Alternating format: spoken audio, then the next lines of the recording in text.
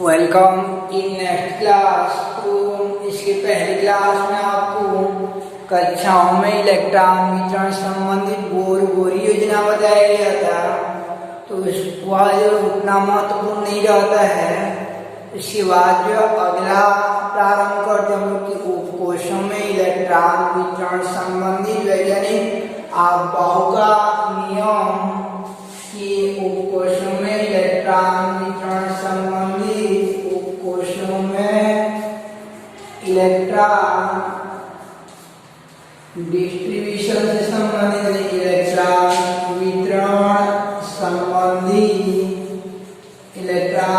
वितरण संबंधी आबहू नियम तो इलेक्ट्रॉन वितरण संबंधित आबहू नियम जैसे पहला कोश की उपकोष 1s में कितना इलेक्ट्रॉन होगा, 2s में कितना इलेक्ट्रॉन होगा और 2p में 3s 3p इसमें कितना इलेक्ट्रॉन होगा। याद रखिए ना, अब px py और pz बोल देंगे तो कक्षक हो जाएगा। अभी कक्षक नहीं जाना है, केवल उपकोषों में इलेक्ट्रॉन वितरण संबंधित आबहू नियम देखना है। तो उपकोषों में इलेक्ट्रॉन वितरण संबंधित वैज्ञानिक आबहू नियम तो याद रखिए ना, आबहू एक जर्मन शब्द होता है। आबहू एक जर्मन वर्ड है, जिसका अर्थ रहता है क्रमिक निर्माण करना, यानी क्रमशः निर्माण होता है। धीरे धीरे नीचे से ऊपर की ओर बढ़ते जाना, जैसे सीढ़ियां में नीचे से ऊपर की ओर जाते रहते हैं। तो आबहू एक जर्मन शब्द है, जिसका अर्थ होता है धीरे धीरे यानी क्रमशः निर्माण होता है या क्रमिक निर्माण होता है। क्रमशः या क्रमिक मीन्स होता है कि धीरे धीरे बढ़ना, यानी लगातार ऐसे क्रम से ऊपर की ओर जाना। जैसे हम लोग क्रमिक रूप से खड़े हो जाओ बोलेंगे तो सबसे छोटा को पहले फिर थोड़ा सा बढ़ा दो फिर बढ़ा दो, यानी ऐसे बढ़ते क्रम में खड़े करवाते हैं। और केवल बढ़ते क्रम बोलेंगे तो हो सकता है बीच वाला छोटा भी हो जाएगा, क्रमिक ना बोला जाए तो छोटा भी हो सकता है। तो क्रमशः का अर्थ होता है धीरे धीरे एक समान रूप से वृद्धि होना। तो इस प्रकार आबहू जो एक जर्मन शब्द होता है, इसका अर्थ होता है क्रमिक या क्रमशः निर्माण करना होता है। क्रमिक या क्रमशः निर्माण करना होता है। तो यह नियम 3 बिंदु पर आधारित है। यह नियम 3 बिंदु पर आधारित है। पहला होता है कि विभिन्न उपकोषों में या उपकोषों में इलेक्ट्रॉन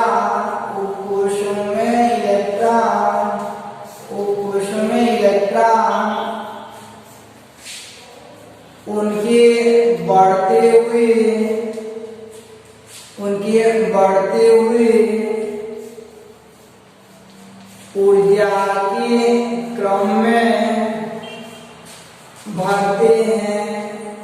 विभिन्न उपकोषों में इलेक्ट्रॉन या उपकोषों में इलेक्ट्रॉन उनके बढ़ते हुए ऊर्जा के क्रम में भरते हैं, यानी उनके बढ़ते हुए ऊर्जा के क्रम में भरते जाते हैं। तो उपकोषों में इलेक्ट्रॉन उनके बढ़ते हुए ऊर्जा के क्रम में भरते हैं या भरते जाते हैं। तो पहला बिंदु है कि विभिन्न उपकोषों में इलेक्ट्रॉन उनके बढ़ते ऊर्जा के क्रम में भरते जाते हैं। अर्थात कहने का अर्थ होता है कि सबसे कम ऊर्जा वाला उपकोष में पहले इलेक्ट्रॉन भरेगा। तो सबसे कम ऊर्जा वाला उपकोष कौन सा होगा, उसको देखेंगे हम लोग। तो सबसे कम ऊर्जा वाला उपकोष जो है सबसे कम ऊर्जा वाला कोष में रहेगा, पहला कोष में रहेगा। तो पहला कोष के उपकोष को 1s उपकोष कहते हैं। तो इलेक्ट्रॉन पहले 1s उपकोष में भरेगा। फिर जो है थोड़ा सा 1s के बाद जो है 1s में भरने के बाद में 2s में दूसरा कोष के उपकोष 2s और 2p में भरेगा। दूसरा कोष के उपकोष 2s और 2p में भरेगा। पहला जो है इसमें भरेगा, इसमें भरने के पश्चात जो है इसमें भरेगा। फिर ऐसे तीसरा कोष के उपकोष 3s 3p और 3D में बढ़ेगा तो 1s 2s में बढ़ने के पश्चात 3s में बढ़ता है, 3s के बाद 3D में बढ़ता है और 3D के बाद 3D होना चाहिए लेकिन 3D नहीं होता है, याद करें ना। चौथा कोश का पहला उपकोष हो जाता है 4s आता है, उसके बाद आता है आपका 3D आता है, तो 3D बाद में आता है 4s की। तो ऐसा कैसा हुआ, ये क्वेश्चन आ जाता है माइंड में, तो उसको आगे देखेंगे कि ऐसा कैसा हुआ बोलिए। तो पहला बिंदु हो जाता है विभिन्न उपकोषों में इलेक्ट्रॉन उनके बढ़ते हुए ऊर्जा के क्रम में भरे जाते हैं। यानी विभिन्न उपकोषों में इलेक्ट्रॉन उनके बढ़ते हुए ऊर्जा के क्रम में भरे जाते हैं, अर्थात कम ऊर्जा वाला उपकोष में इलेक्ट्रॉन पहले बढ़ता है, उसके बाद थोड़ा सा अधिक ऊर्जा वाला उपकोष में बढ़ता है, उसके बाद और अधिक ऊर्जा वाला उपकोष में बढ़ता है, ऊर्जा की बढ़ती क्रम में बढ़ती जाती है। जैसे हम लोग प्रसाद बांटते हैं तो प्रसाद बांटते समय क्या करते हैं, जो सबसे छोटा बच्चा रहता है उसको पहला देते हैं, फिर उसके बाद थोड़ा सा बड़ा बच्चा को दूसरा देते हैं, फिर बड़ा बच्चा को, ऐसे जो सबसे बड़े रहते हैं आखिरी में उनको मिलता है। तो ऊर्जा के बढ़ते हुए क्रम में बढ़ते जाते हैं। जैसे मम्मी घर में खिला बनाती रहती है तो क्या करती है कि जो सबसे छोटा बच्चा रहता है उसको पहले दे देती है, फिर थोड़ा सा बड़ा बच्चा को। उस प्रकार से ऊर्जा की क्या होता है, बढ़ते हुए क्रम में बढ़ते जाते हैं। तो विभिन्न उपकोषों में इलेक्ट्रॉन उनके बढ़ते ऊर्जा के क्रम में बढ़ते जाते हैं। या जैसे प्रेयर में खड़े कराते हैं तो सबसे छोटा बच्चा को पहले, फिर उसके बाद बड़ा बच्चा को। तो इस प्रकार से बढ़ते ऊर्जा के क्रम में बढ़ते जाते हैं। तो विभिन्न उपकोषों में इलेक्ट्रॉन उनके बढ़ते ऊर्जा के क्रम में बढ़ते जाते हैं। इसके बाद नियम का दूसरा बिंदु रहता है, नियम का दूसरा बिंदु होता है कि सेकेंड पॉइंट हो जाता है कि उपकोषों में से वह उपकोष में इलेक्ट्रॉन पहले प्रवेश करता है जिसके लिए n+l का मान न्यूनतम होता है। उस उपकोष में इलेक्ट्रॉन पहले प्रवेश करता है जिसके लिए n+l का मान न्यूनतम होता है। यानी इलेक्ट्रॉन उस उपकोष में पहले प्रवेशित होता है, इलेक्ट्रॉन उस उपकोष में पहले प्रवेशित होता है, पहले प्रवेशित होता है, जिनके लिए प्रवेशित होता है जिसके लिए n+l का मान न्यूनतम होता है, जिसके लिए n+l का मान न्यूनतम होता है, n+l का मान न्यूनतम होता है। तो रही बात ये n+l मीन्स क्या हो जाएगा, n+l किसे कहा जाता है, तो n+l तो n हो जाता है मुख्य क्वांटम संख्या और l हो जाता है द्विघाषी क्वांटम संख्या। तो जैसे हम लोग निकालेंगे 2s और 2p के लिए n+l कितना आएगा 1s, और 2s के लिए n+l का मान कितना होगा। तो ये 2s के लिए याद रखिए ना, ये सामने वाला जो संख्या रहता है वो इलेक्ट्रॉन, उसका अर्थ होता है 2s का अर्थ होता है इलेक्ट्रॉन दूसरा कोष में परिक्रमा करे, दूसरा कोष के s उपकोष में परिक्रमा करे। तो ये पहला वाला जो संख्या दिख रहा है वो कोष को बताता है, यानी मुख्य क्वांटम संख्या को इंडिकेट करता है, मुख्य क्वांटम संख्या को प्रदर्शित करता है।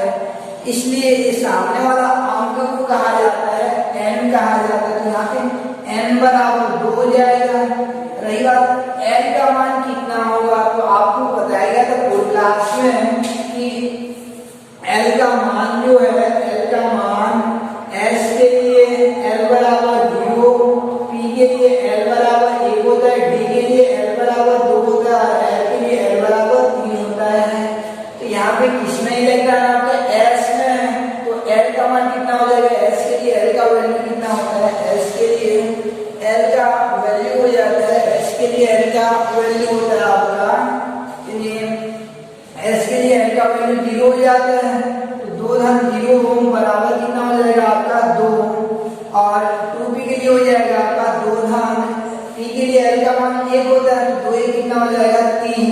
तो ये 2s के लिए n+l का मान जो है, 2s के लिए n+l का मान 2 है, और 2p के लिए n प्लस l का मान जो है n प्लस l का मान 3 है।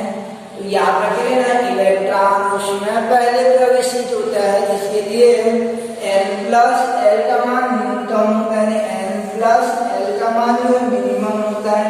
तो ये जैसे 2s और 2p में देख रहे थे हम लोग, तो इलेक्ट्रॉन किसके लिए n प्लस l का मान को हमें 2s के लिए हमें इलेक्ट्रॉन पहले इसमें जाएगा, फिर उछल जाएगा, ज्यादा हो जाएगा और इलेक्ट्रॉन उसमें नहीं आएगा, नहीं पकड़ाएगा, तो उसके बाद 2p में जाएगा। तो इन्हें भी दो में तुलना करते हैं, कोई भी दो में तुलना किया जाता है, तो इलेक्ट्रॉन पहले इसमें प्रवेश करेगा जिसके लिए n प्लस l का मान न्यूनतम होता है। ऐसे ये 4s और 3d के लिए हम लोग, हमारे पास जो क्वेश्चन था कि ऐसा कैसा हुआ 4s में कैसे आया, तो 4s के लिए n प्लस l का मान हो जाएगा, 4s के लिए n प्लस l का मान 4 0 बराबर हो जाता है आपका 4 हो जाएगा, और 3d के लिए हो जाता है आपका 3 और d के लिए 2 यानी 5 आता है, 3d के लिए 5 आ जाता है और 4s के लिए आपका 4 आता है। तो 4s के लिए 4 आएगा तो 4s में पहले इलेक्ट्रॉन भरेगा, उसके बाद में 3d में जाता है, इसलिए यहाँ ऐसा आंशिकता संशोधित हो जाता है, आंशिकता परिवर्तित हो जाता है। इस प्रकार से दूसरा नियम क्या हो जाएगा आपका, कि दूसरा नियम हो जाता है कि इलेक्ट्रॉन उस कोश में पहले प्रवेशित होता है जिसके लिए n प्लस l का मान न्यूनतम होता है। स्टार्ट कीजिए अभाव नियम। तो अभाव एक जर्मन शब्द है जिसका अर्थ क्रमशः निर्माण करना होता है। इस नियमानुसार पहला कि कोशों में इलेक्ट्रॉन उनके बढ़ते हुए ऊर्जा क्रम में भरे जाते हैं, दूसरा कि इलेक्ट्रॉन कोश में पहले प्रवेशित होता है जिसके लिए n प्लस l का मान न्यूनतम होता है, जिसके लिए n प्लस l का मान न्यूनतम होता है। अब तीसरा नियम को देखते हैं हम लोग। तीसरा नियम क्या कहता है, तीसरा थर्ड लॉ क्या कहता है। तो तीसरा नियम जो है कि अगर उस स्थिति में जब दो कोशों के लिए n प्लस l का वैल्यू इक्वल आ जाता है, दो कोश के लिए n प्लस l का वैल्यू जो बराबर आ जाता है तो कैसा होगा। तो याद रखें ना कि दो कोशों के लिए जैसे बढ़ते ऊर्जा क्रम में भरे जाते हैं, जो बच्चा छोटा रहेगा उसको पहले दिया जाता है, बड़ा को बाद में दिया जाता है, लेकिन जिनका हाइट बराबर रहेगा तो कैसा होगा, उसी चीज में उनके जन्म दिनांक को देखा जाता है। तो ऐसे यहाँ पे क्या करेंगे कि अगर दो कोशों के लिए, यदि दो कोशों के लिए n प्लस l का मान, दो कोशों के लिए n प्लस l का मान समान हो तो इलेक्ट्रॉन उसमें पहले प्रवेशित करेगा, इलेक्ट्रॉन पहले उसमें प्रवेशित होगा जिसके लिए n का मान न्यूनतम होगा। इलेक्ट्रॉन पहले उसमें प्रवेशित होगा जिसके लिए केवल n का मान, जिसके लिए n का मान न्यूनतम होगा, जिसके लिए केवल n का मान न्यूनतम होगा उसमें पहले इलेक्ट्रॉन प्रवेश करेगा जिसके लिए n का मान जो है, यानी ये n का वैल्यू न्यूनतम होगा। तीसरा नियम बिंदु क्या हो जाता है, नियम का तीसरा बिंदु इलेक्ट्रॉन पहले उसमें प्रवेश, दो कोशों के लिए n प्लस l का मान समान हो तो इलेक्ट्रॉन पहले उसमें प्रवेशित होगा जिसके लिए n का मान न्यूनतम होता है। जैसे एग्जाम्पल देख लेते हैं हम लोग कि किनके लिए समान आता है, जैसे 2p के लिए निकालेंगे और 3s के लिए निकालेंगे। 2p और 3s के लिए n प्लस l, तो इसके लिए कितना आएगा 2, और p के लिए कितना होता है l का वैल्यू 1, 2 1 कितना हो जाएगा इसका 3, और इसमें 3 और s के लिए 0, यानी कितना आ रहा था 3। दोनों के लिए n प्लस l इक्वल आ रहा है 2p और 3s के लिए। तो उसी स्थिति में इलेक्ट्रॉन पहले किसमें इंटर करेगा, याद रखना जिसके लिए n का वैल्यू, यानी सामने का जो संख्या रहता है मुख्य क्वांटम संख्या का मान जिसके लिए कम होगा उसमें पहले प्रवेश होगा, इसलिए इलेक्ट्रॉन 2p में पहले जाएगा और 3s में बाद में जाएगा। इस प्रकार यह अभाव नियम हो जाता है। या अभाव नियम के 3 बिंदु हो गए। तो तीसरा क्या हो गया कि यदि दो कोशों के लिए n प्लस l का मान समान हो तो इलेक्ट्रॉन पहले उसमें प्रवेशित होगा, जिसके लिए n का मान न्यूनतम होगा। इस प्रकार से ये आपका 3 नियम हो गया, या अफबाउ नियम के 3 बिंदु हो गया, जिनमें से पहला था आपका कि जिनमें से पहला यानी अफबाउ एक उपकोशों में इलेक्ट्रॉन वितरण संबंधित अफबाउ नियम, कि अफबाउ एक जर्मन शब्द है जिसका अर्थ होता है क्रमिक निर्माण करना या क्रमशः निर्माण करना। इनके अनुसार पहला कि उपकोशों में इलेक्ट्रॉन उनके बढ़ते ऊर्जा क्रम में भरे जाते हैं, यानी 1s 2s 2p ऐसे बढ़े जाएंगे। दूसरा कि इलेक्ट्रॉन उस उपकोश में पहले प्रवेशित होगा, जिनके लिए n+l का मान न्यूनतम होगा। जैसे एग्जाम्पल 2s के लिए n+l का मान 2 और 2p के लिए n+l का मान 3, तो इलेक्ट्रॉन पहले 2s में प्रवेश करेगा। 2s और 2p में से 2s में पहले इलेक्ट्रॉन प्रवेशित होगा। और तीसरा कि यदि दो कोशों के लिए n+l का मान समान हो, दो कोशों के लिए n+l का मान समान हो तो इलेक्ट्रॉन पहले उसमें प्रवेशित होगा, जिसके लिए n का मान न्यूनतम होगा। जैसे 3p और 4s है, दोनों के लिए आता है आपका n+l का मान 4 आ रहा है, तो इलेक्ट्रॉन पहले किसमें प्रवेशित होगा आपका 3p में। ऐसा यहाँ ब्लैक बोर्ड में एग्जाम्पल में 2p और 3s बताया गया है, तो ये अफबाउ नियम हो जाता है। अब देखते हैं अफबाउ नियम का ऐसा एक ऊर्जा आरेख, यानी अफबाउ नियम के आधार पर इलेक्ट्रॉन पहले किसमें जाएगा उसके लिए एक आरेख बनाया गया है, जिसे अफबाउ नियम के अनुसार इलेक्ट्रॉन वितरण का आरेख कहा जाता है। तो देखते हैं अफबाउ नियमानुसार इलेक्ट्रॉन का वितरण संबंधित आरेख, यानी आरेख को कैसे बनाया जाएगा, इन तीनों नियमों को उपयोग करते हुए आरेख बनाया जाएगा। उससे पहले थोड़ा सा याद रखे रहना कि इन दोनों को दूसरा तीसरा बिंदु सामने n+l नियम कहा जाता है।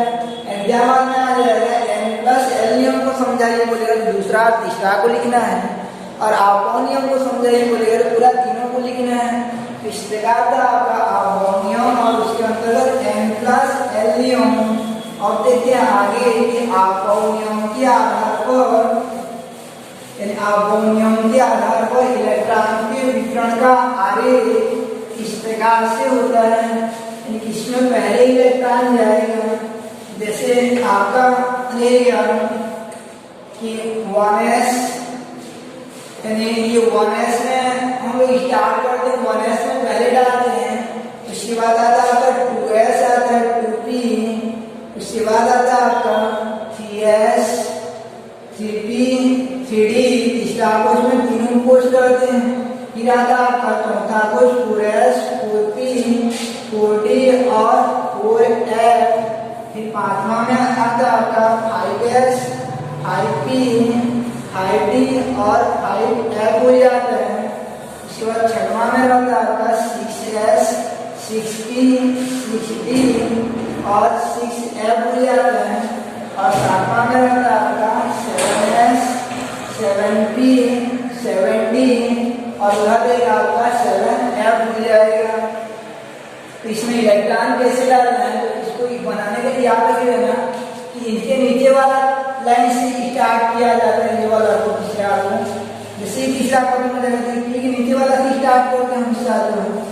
अब इस प्रकार जैसे हम लूडो खेल के तो स्टार्ट करते हैं और आगे की ओर बढ़ते जाते हैं। इसमें आगे की ओर बढ़ेंगे तो सबसे पहले 1s में इलेक्ट्रॉन बढ़ता है, 1s के बाद जाता है यहाँ पे 2s में जाता है इलेक्ट्रॉन, जो 2s में 2s के बाद 2 मार्ग दिया, इधर भी आ सकता है इधर भी आ सकता है, तो किस साइड ये आएगा तो वह निर्भर करता है आपका अफबाउ नियम या n+l नियम को निर्भर करता है कि दोनों में से किस साइड जाएगा, वो डिपेंड्स करता है आपका n+l नियम।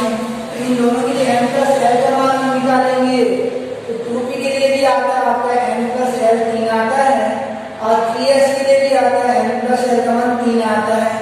तो दोनों के समान है तो उसको छोड़ जाएगा, जिसके लिए केवल n का मान न्यूनतम होगा। तो किसमें जाएगा इलेक्ट्रॉन आपका, ये 2p में पहले जाएगा, यहाँ से यहाँ जाएगा, फिर यहाँ से ये दोनों दो रास्ता हो गया इसके पास, तो इन दोनों में n+l का मान देखेंगे, तो जिसके लिए कम होगा वहां जाएगा, इसके लिए होता है 3 और इसके लिए n+l का मान 4 होता है, इसमें आ जाएगा। फिर इसके बाद जो है यहाँ से 2 रास्ता हो गया, इधर भी जा सकता है सीधा या नीचे भी आ सकता है विकर्ण में। तो इन दोनों में से 3p के लिए n प्लस है 4 और इसके लिए 4 आता है, लेकिन दोनों में से n का मान इसके लिए कम है तो यहाँ आएगा। फिर नीचे आता है यानी ऐसे जाता है फिर नीचे आएगा, अब नीचे से और नीचे नहीं है तो ये ऊपर जाता है और ऐसे ही आता रहेगा नीचे की ओर, नीचे से फिर ऊपर जाता है और फिर नीचे की आता रहता है, फिर ऐसा ऊपर जाएगा और नीचे आता रहेगा, फिर ऐसा ऊपर जाएगा फिर नीचे आता रहेगा, फिर ऊपर जाएगा और नीचे आता रहेगा।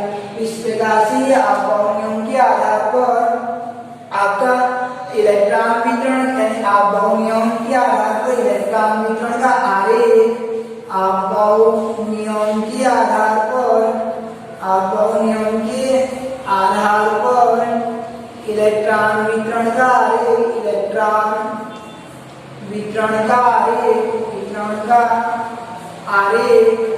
तो याद रखिए ना, इसको अपने मन से नहीं बनाते हैं, n प्लस l निकालते हैं और जिसके लिए कम होगा उसको एरो दिया जाता है, उसको आगे बढ़ते हैं।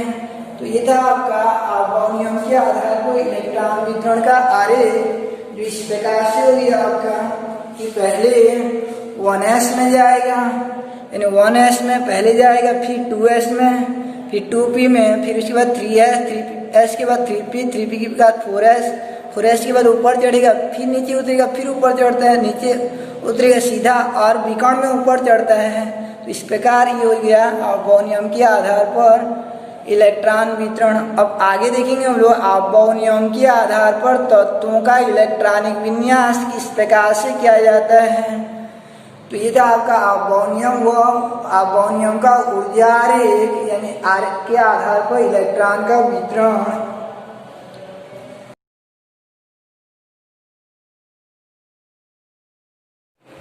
अब सीखते हैं हम लोग कि अवयवों के आधार पर इलेक्ट्रॉनिक विन्यास कैसे करते हैं। अवयवों के आधार पर इलेक्ट्रॉनिक विन्यास कैसे किया जाता है, तो उससे पहले थोड़ा सा याद रख लेना कि SO कोश में मैक्सिमम 2 इलेक्ट्रॉन होता है, SO कोश में अधिक से अधिक 2 इलेक्ट्रॉन होते हैं, PO कोश में अधिक से अधिक जो है 6 इलेक्ट्रॉन होते हैं, D में 10 इलेक्ट्रॉन होते हैं और F में 14 इलेक्ट्रॉन होते हैं। इनको निकालने का सूत्र भी बताया गया, तो कोश में इलेक्ट्रॉनों की संख्या 2 × 12 + 1 होता है, तो S का 0 हो जाता है। S के लिए L का वैल्यू 0, तो 2 गुणा 0 यानी 1 यानी 2 गुणा 1 यानी 2 आ जाएगा। ऐसा P के लिए निकालो तो यहाँ 1 आएगा, तो 2 एकम 2 1 3 यानी 2 × 6 हो जाएगा। D के लिए 10 होता है और F के लिए 14 होता है। तो याद रखे रहना कि S में मैक्सिमम 2 इलेक्ट्रॉन डाल सकते हैं, 2 से अधिक नहीं कर सकते। S में 3 नहीं कर सकते हैं, भले ही 1 कर सकते हैं यानी उससे कम हो सकता है, उससे अधिक नहीं होगा। ऐसे P में जो मैक्सिमम 6 डाला जा सकता है, उससे अधिक नहीं डाला जा सकता है। तो इसको याद रखे रहना कि मैक्सिमम इलेक्ट्रॉन कोशों में S में 2, P में 6, D में 10 और F में 14। अब देखते हैं इलेक्ट्रॉनिक विन्यास। जैसे हाइड्रोजन 1 का इलेक्ट्रॉनिक विन्यास करना है हमको, हाइड्रोजन का परमाणु क्रमांक 1 होता है, इसका इलेक्ट्रॉनिक विन्यास करेंगे तो सबसे पहले इसमें इलेक्ट्रॉन बनेगा 1s में, यानी 1s में इलेक्ट्रॉन बनेगा। अब हाइड्रोजन का परमाणु क्रमांक 1 है तो उसके पास मात्र 1 ही इलेक्ट्रॉन होता है, क्योंकि परमाणु क्रमांक जितना होता है उतना ही इलेक्ट्रॉन होता है।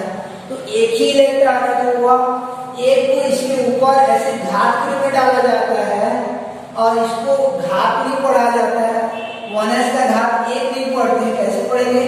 1s1 पढ़ाया जाता है, 1s1। तो हाइड्रोजन का इलेक्ट्रॉनिक विन्यास हो जाएगा आपका 1s1 हो जाएगा। इसको ऊपर घात टाइप का लिखा जाता है, लेकिन घात नहीं पढ़ते, तो हाइड्रोजन का हो जाता है आपका 1s1 हो जाएगा। हाइड्रोजन का इलेक्ट्रॉनिक विन्यास क्या हो गया आपका 1s, हाइड्रोजन 1 बराबर 1s1 हो गया। अब दूसरा देखते हैं हम लोग हीलियम 2 बराबर हो जाता है कि 1s कम, यानी यहाँ से स्टार्ट करते हैं हम सब 1s से, तो 1s, उसके बाद इसका परमाणु क्रमांक 2 है, तो परमाणु क्रमांक 2 है तो इलेक्ट्रॉन डाला जा सकता है, तो ये हीलियम के दोनों इलेक्ट्रॉन को यहाँ डाल देते हैं, तो हीलियम का हो जाता है आपका 1s2 हो जाएगा। दोनों इलेक्ट्रॉन को यहाँ डाल दिया जाता है, तो हीलियम का हो जाएगा आपका 1s2। अब लिथियम 3 का देखते हैं, तो लिथियम 3 बराबर हो जाता है आपका कि 1s से स्टार्ट किया जाता है, हम इसका 1s से स्टार्ट करेंगे। अब कुल का कितना इलेक्ट्रॉन है 3, तो ऐसा डायरेक्ट 3 नहीं डाल पाएंगे क्योंकि s में 3 इलेक्ट्रॉन नहीं आता, ये गलत हो जाएगा। s में कितना इलेक्ट्रॉन आ सकता है, मैक्सिमम 2, तो 1s2 या फिर भी हमारे पास एक इलेक्ट्रॉन बचा है क्योंकि इसमें 3 इलेक्ट्रॉन है लिथियम में। तो एक बार और प्रोग्राम देते हैं। अब ये वाला कंप्लीट हो गया, तो यहाँ से आगे की ओर बढ़ते हैं, इसका उपयोग करते हैं, 2s का उपयोग करते हैं। इसका क्षमता केवल 2 इलेक्ट्रॉन धारण करने का है, उसके उपरांत 2s में आते हैं, तो 2s। अब 2s में कितना इलेक्ट्रॉन डालेंगे हम लोग, कि कितना बचा रहेगा उतना डाल देते हैं। तो 3 में से 2 1s में डला चुका है, और कितना बचा है आपका, 1 ही 2 बचा है, तो 1 को क्या करेंगे कि डाल देते हैं, ये 2s में डाल देते हैं, तो ये 1 इलेक्ट्रॉन यहाँ डाला गया, तो लिथियम का क्या हो जाएगा 1s2 2s1, कैसा पढ़ा जाता है 1s2 2s1 पढ़ते हैं। ऐसे हम लोग बेरिलियम का बनाएंगे, बेरिलियम 4 बराबर हो जाएगा आपका, बेरिलियम 4 बराबर ये 1s में 2 इलेक्ट्रॉन डलाता है, 1s के बाद 2s आएगा, तो 2s में भी 2 इलेक्ट्रॉन डलाएगा क्योंकि परमाणु क्रम बेरिलियम में 4 है, यहाँ 2 और यहाँ 2 डला गया 4। अब लाते हैं लोग बोरान 5 का, बोरान 5 बराबर लाते हैं, बोरान 5 को लाते हैं, तो बोरान 5 लाएंगे यहाँ पे हम लोग। बोरान 5 में स्टार्ट कहाँ से करेंगे 1s से, 1s2, अब 2s 1s में कंप्लीट हो गया, 2s भी कंप्लीट हो गया, s में 2 ही इलेक्ट्रॉन डाल सकते हैं।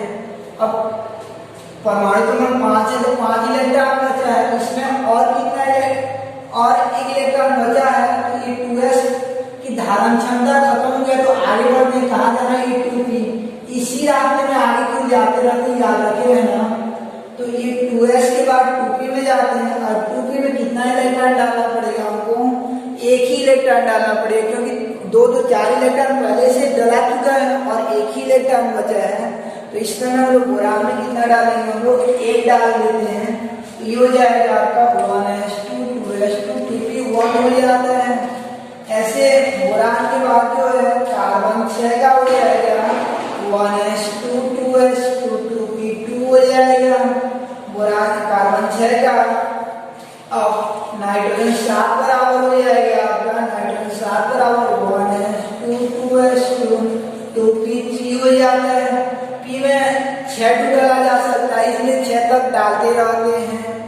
अब ऑक्सीजन 8 बराबर हो जाता है आपका, ऑक्सीजन 8 बराबर 1s2 2s2 2p4 हो जाएगा।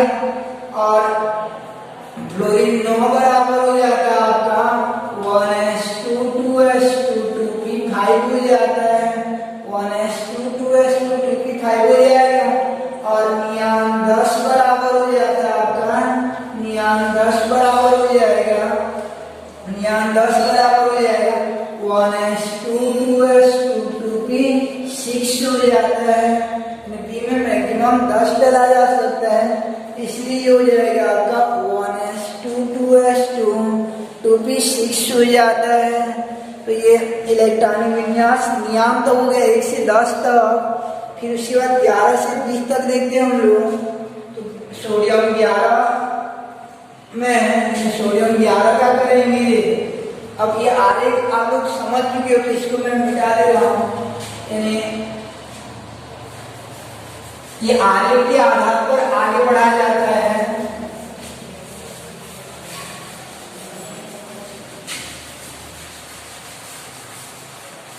अब ये जैसे सोडियम 11 हो जाएगा आपका, सोडियम 11 बराबर 1s2 2s2 2p6। तो 2p के बाद p में 6 इलेक्ट्रॉन हो चुका है, तो वहाँ 2p7 नहीं कर पाएंगे, फिर 3s का उपयोग करते हैं। उसके आगे वाला आप लोग देखोगे Ra को तो 3s 1 हो जाएगा, यानी 11वां इलेक्ट्रॉन 3s में चला जाता है। ऐसे मैग्नीशियम 12 बराबर हो जाएगा आपका 1s2 2s2 2p6 और 3s2 हो जाएगा। एल्यूमिनियम 13 बराबर हो जाता है आपका 1s2 2s2 2p6 और 3s2 और 3s2 के बाद आता है आपका 3p आ जाता है, 3p 1 हो जाएगा 1s2 2s2 2p6 3s2 3p 1 हो जाएगा। तो ऐसे आप लोग करना। जैसे आप पोटेशियम 19 को देखते हैं, बीच वाला बनाना, पोटेशियम 19 बराबर हो जाएगा 1s2 2s2 2p6 और 3s2 3p6 और 3p6 के बाद जो है आपका आता है 3p के बाद आता है 4s1 हो जाता है। यहाँ 3d नहीं आता, याद रखना वो आरेख के आधार पर बनाया जाता है। ऐसे आपका कैल्शियम 20 बराबर हो जाएगा 1s2 2s2 2p6 3s2 3p6 और 4s2 हो जाएगा। अब ऐसे जो है आपका आगे जैसे स्कैंडियम 21 क्या करेंगे तो 1s2 2s2 2p6 और 3s2 3p6 और 4s2 और उसके बाद आता है 3d1 आता है। तो ये स्कैंडियम 21 हो जाता है। तो इस प्रकार से यह आपका इलेक्ट्रॉनिक विन्यास हो जाता है। ऐसे आप लोग 1 से 50 तक का इलेक्ट्रॉनिक विन्यास घर कापी में बनाना है। और ये एग्जाम में आता है कि ब्रोमीन 35 का इलेक्ट्रॉनिक विन्यास कीजिए बोलिए, तो ऐसा वाला इलेक्ट्रॉनिक विन्यास करना है। तो ये था आपका अमोनियम हुआ, अमोनियम के आधार पर इलेक्ट्रॉनिक विन्यास। तो इलेक्ट्रॉनिक विन्यास से हमको क्या फायदा मिलता है तो याद रखे रहना, इलेक्ट्रॉनिक विन्यास में अंतिम इलेक्ट्रॉन जिस उपकोष में प्रवेश करता है, अंतिम इलेक्ट्रॉन जैसे ये एल्यूमिनियम में अंतिम इलेक्ट्रॉन पी में जा रहा है तो वो पी ब्लॉक का तत्व होता है। अंतिम इलेक्ट्रॉन जिस उपकोष में प्रवेश करता है वो उस ब्लॉक का तत्व होता है। उसके बाद जो है कि अंतिम इलेक्ट्रॉन जिस उपकोष में प्रवेश करता है उस ब्लॉक का तत्व होता है।